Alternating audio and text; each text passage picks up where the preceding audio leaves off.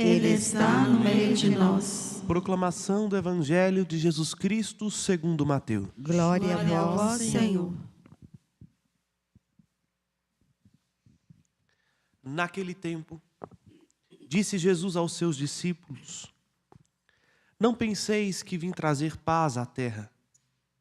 Não vim trazer paz, mas a espada. De fato, vim separar o filho de seu pai, a filha de sua mãe, a nora de sua sogra. E os inimigos do homem serão seus próprios familiares. Quem ama seu pai ou sua mãe mais do que a mim, não é digno de mim. Quem ama seu filho ou sua filha mais do que a mim, não é digno de mim. Quem não toma a sua cruz e não me segue, não é digno de mim. Quem procura conservar a sua vida vai perdê-la, e quem perde a sua vida por causa de mim, vai encontrá-la. Quem vos recebe, a mim recebe, e quem me recebe, recebe aquele que me enviou. Quem recebe um profeta por ser profeta, receberá a recompensa de profeta, e quem recebe um justo por ser justo, receberá a recompensa de justo. Quem der, ainda que sejam apenas um copo de água fresca, a um destes pequeninos por ser meu discípulo, em verdade eu vos digo, não perderá sua recompensa. Quando Jesus acabou de dar estas instruções aos 12 discípulos, partiu daí, a fim de ensinar e pregar na cidade deles. Palavra da salvação. Glória a vós, Senhor.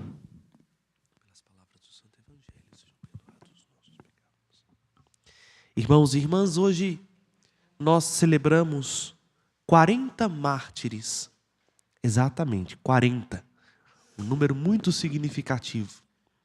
Do qual desponta como o companheiro ou o primeiro Inácio de Azevedo, presbítero.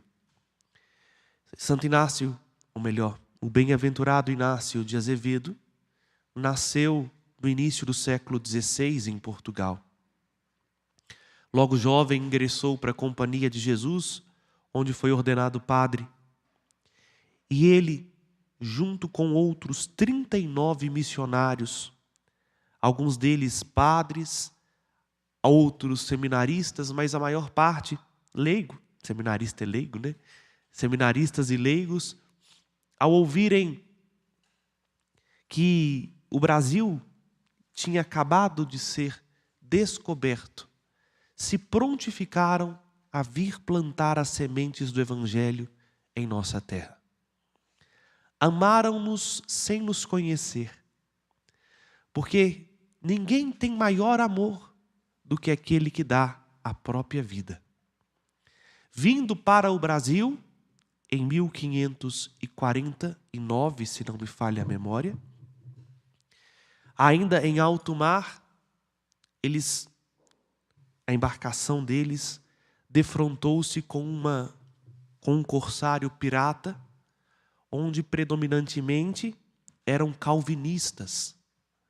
E ao verem os piratas calvinistas que a embarcação se dirigia ao Brasil e era somente de religiosos, os decapitou em alto mar, lançando seus corpos no oceano. Eis aqui para nós testemunho, porque amaram a Jesus ao ponto de darem e derramarem seu próprio sangue por conta dele. Eles não mediram esforços em anunciar o Evangelho, em sair de sua pátria, ir a um povo desconhecido e ainda no meio do caminho sofrerem o martírio por causa de Jesus. Conta-nos a história que Inácio de Azevedo vinha trazendo para o Brasil a primeira imagem que seria de Nossa Senhora para o Brasil. Com uma profunda devoção à Virgem Maria, ele mandou reproduzir o ícone de Nossa Senhora, salvação do povo romano, um ícone muito parecido de Nossa Senhora do Perpétuo Socorro, mas não é ele, é parecido. E vinha trazendo a Mãe de Deus para as terras brasileiras. E justamente morreu com ela nos braços, com este ícone nos braços. Como sabemos disso? Por um outro fato extraordinário. Santa Teresa de Ávila, na Espanha, nem conhecia estes jovens, mas durante um momento de oração, ela viu o martírio, de modo místico, ela viu o martírio destas 40 pessoas e os viu entrando gloriosamente no céu e nos deixou isso nos seus escritos.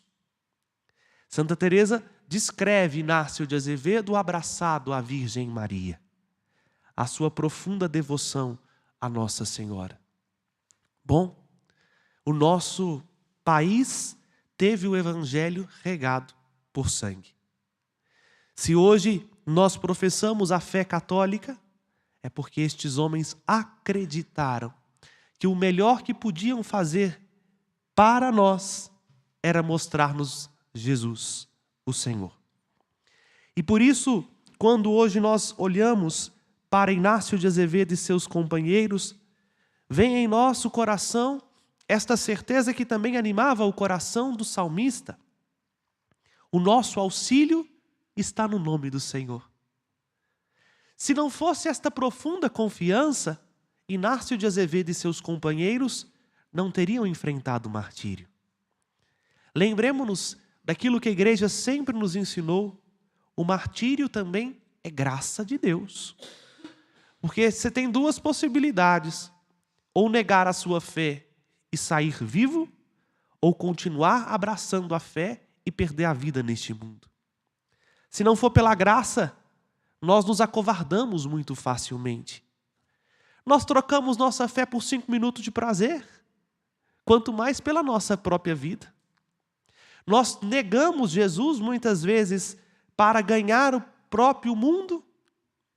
Por isso, só a confiança de que o nosso auxílio irrestritamente está no nome do Senhor é que nos faz ter a coragem de dar a nossa própria vida por Ele. Talvez hoje não nos é pedido derramar o nosso sangue, mas vivemos outras formas de martírio.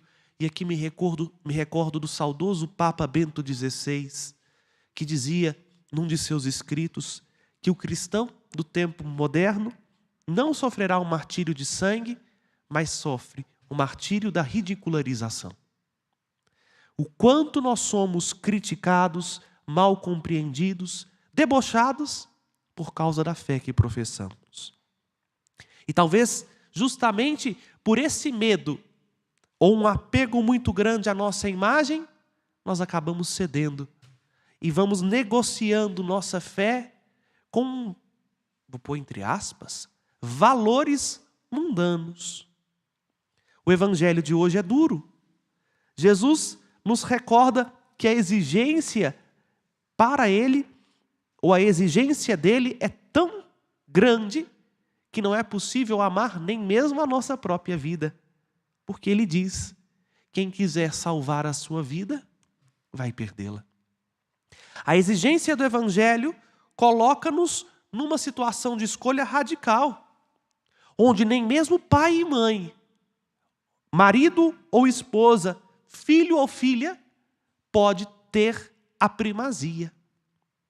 Eis a radicalidade do evangelho. A igreja não pode pegar isso aqui, arrancar e falar, não, isso aqui é coisa do passado, né? Jesus não está pedindo isso mais. Jesus diz, quem ama seu pai ou sua mãe, seu filho ou sua filha, mais do que a mim, não é digno de mim. Entendamos.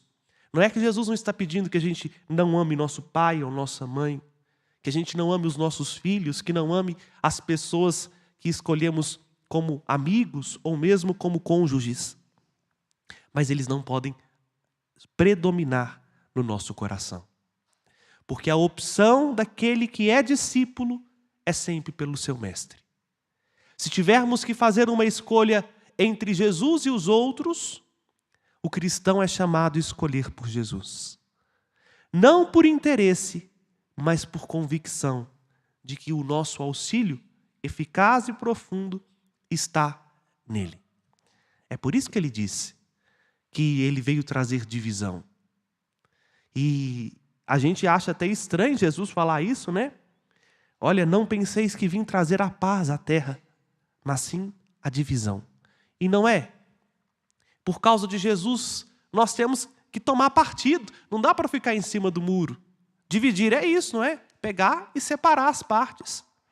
Por causa de Jesus, muitos perdem a própria vida, como Inácio de Azevedo, mas porque encontraram uma vida muito maior do que o tempo presente. Inspirando-nos, irmãos e irmãs, no testemunho destes homens que morreram, de fato, uma morte cruel, mas ganharam uma vida imensurável, tenhamos também nós a coragem de confiar irrestritamente no Senhor. Porque o Senhor, como nos recorda o apóstolo Paulo, não nos submete a provas que não somos capazes de suportá-la. Porque ainda que sejamos provados, Ele permanece conosco. É um pouco que nós vamos agora nos aventurar na leitura do livro do Êxodo. Porque o livro do Êxodo que ouvimos na primeira leitura começa falando agora de um povo que vai ser colocado à prova. Até então, os filhos dos hebreus no Egito, por causa de José, estavam numa situação confortável. Ouvimos a leitura dizendo que agora o faraó que conhecia José morreu, vem o filho do faraó que não conheceu José e diz, não, nós não vamos tratar bem gente que não é do nosso sangue. Vamos escravizá-los. A pergunta que a gente pode fazer superficialmente é: onde está Deus? Deus permitiu que o povo dele, ou Deus levou o povo dele para ser escravo no Egito? Ora, se a gente leu com atenção o final do Gênesis, vemos que o povo só foi parar no Egito por causa do pecado dos filhos de Jacó. Porque se eles não tivessem sido movidos de ciúme e de inveja, José não tinha parado no Egito. E, consequentemente, logo depois, nem eles tinham parado no Egito. Mas por que Deus permite? Porque Deus sabe que o sofrimento do tempo presente não pode afastar-nos dele. É por isso que o Senhor permite, esta é a palavra, que às vezes passemos por contrariedades, provas ou até mesmo sofrimentos. Porque nada pode nos separar de Deus. Se cremos e se escolhemos por Ele, nem a vida, nem a morte, nem os anjos, nem os demônios, nem a saúde, nem a doença, nada pode nos separar do Senhor. A isso nós temos grandes testemunhos. Inácio de Azevedo, que queria, fico eu pensando que tamanha frustração talvez para o coração de Inácio, né? Queria ao menos chegar no Brasil, conhecer, ver esta terra de que estava sendo tão falada em Portugal, mas nem a isso ele teve oportunidade. Morreu literalmente em alto mar. Mas, meus irmãos e irmãs, não nos esqueçamos, o Senhor nunca nos abandona. Mesmo diante da prova, como nós vamos agora ouvir, e já antecipo o tema das próximas homilias, até porque hoje o padre sai em retiro, retorno na sexta-feira, então antecipo o tema das primeiras leituras que nós ouviremos nesta semana. O Senhor não abandona seu povo, nem mesmo na escravidão, nem mesmo no pecado. Por isso, confiemo-nos ao Senhor. Como a Giovana cantou, se o nosso auxílio está no nome do Senhor, não há o que temer, porque sabemos quem combate ao nosso favor. Basta que tenhamos a coragem de escolher por Ele. Esta é a única exigência que nosso Senhor Jesus Cristo nos faz. Escolher só por Ele. Porque quem o escolhe pode até perder a vida, mas não perderá jamais a vida eterna. Louvado seja nosso Senhor Jesus Cristo. Para sempre seja louvado.